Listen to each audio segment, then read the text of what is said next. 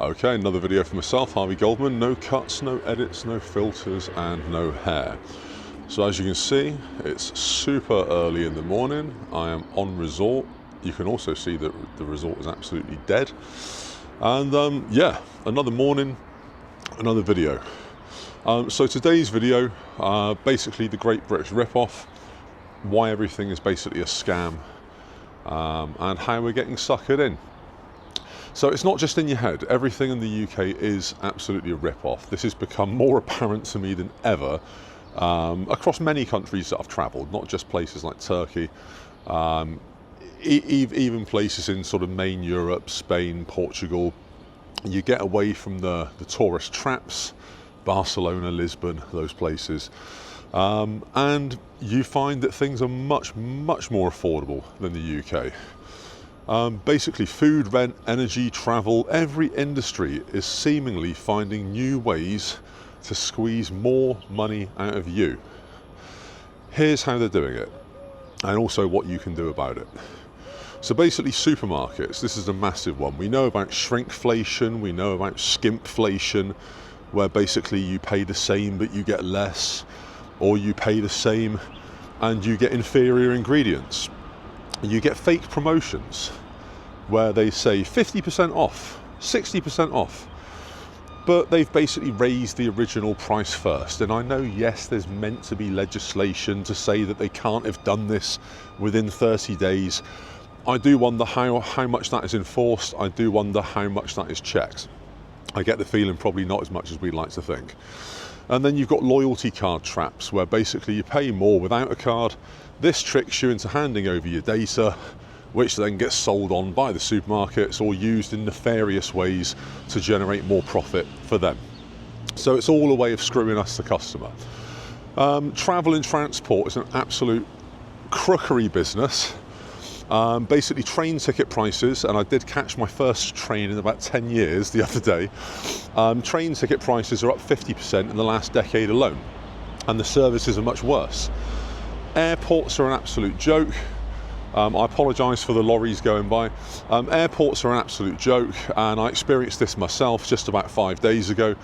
£8 for a coffee in an airport, £3.50 for a bottle of water.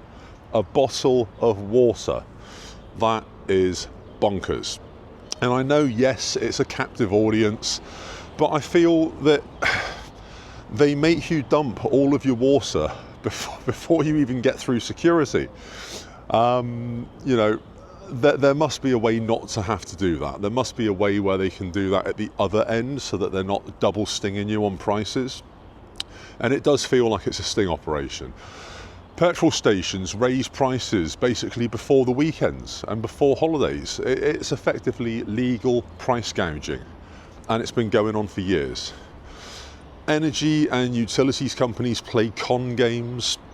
The energy price caps are pretty much meaningless. Companies basically set their prices to the max, and that's it. And councils do the same with council tax. Standing charges for things like energy have doubled. You pay more even though you might use less, which is ridiculous. Even broadband and mobile service providers increase their prices mid-contract, trapping customers. You know, and that's absolutely criminal. Absolutely criminal. And it does obviously mean that unless people are very savvy, unless they're able to, you know, unless they've got the wherewithal to jump between providers at the end of every contract, they're still faced with at least one price hike during their tenure with that company. So how to fight back? What do we do? Well, supermarkets, obviously you've got hacks. I'm a massive fan of the yellow label shops. However, special offers aren't always that special.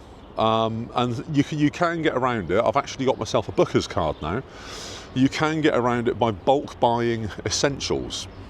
Now, Booker's isn't always cheaper. This is another myth. Just because you're buying in bulk, you don't always get the best deal. However, there are certain things where you can. Things like milk, things like packeted bread, and so on. And also bulk buying massive nets of fruit and vegetables if you're going to use it. Or if you're just going to cook it up and freeze it, for example. Travel smart.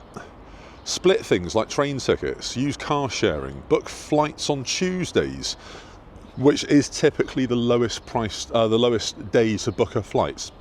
And this is through some research that I found.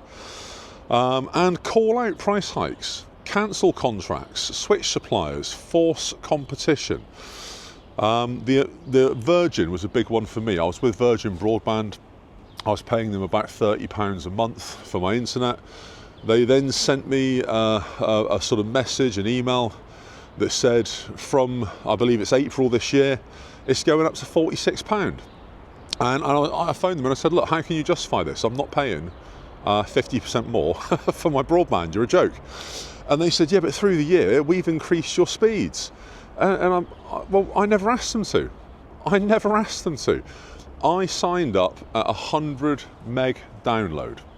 And they then said, way, 6 months in, they were like, whoa, we've increased you to 250 at no extra cost. Well, that's fantastic, thank you very much. And then at the end of the year, they want to charge you for the 250 that they gave you for free 6 months ago. It's a joke, it's all a joke. So, yeah, basically, we're all being shafted by the providers, by the supermarkets, by the travel companies. Let's get on top of it, let's do better and be better. What are your thoughts on this? Let me know in the comments. Really interested to find out. YouTube's going to put a video up here somewhere. I'm going to get back to sun, sea and some more dental work. And yeah, Goldman out. Another video tomorrow.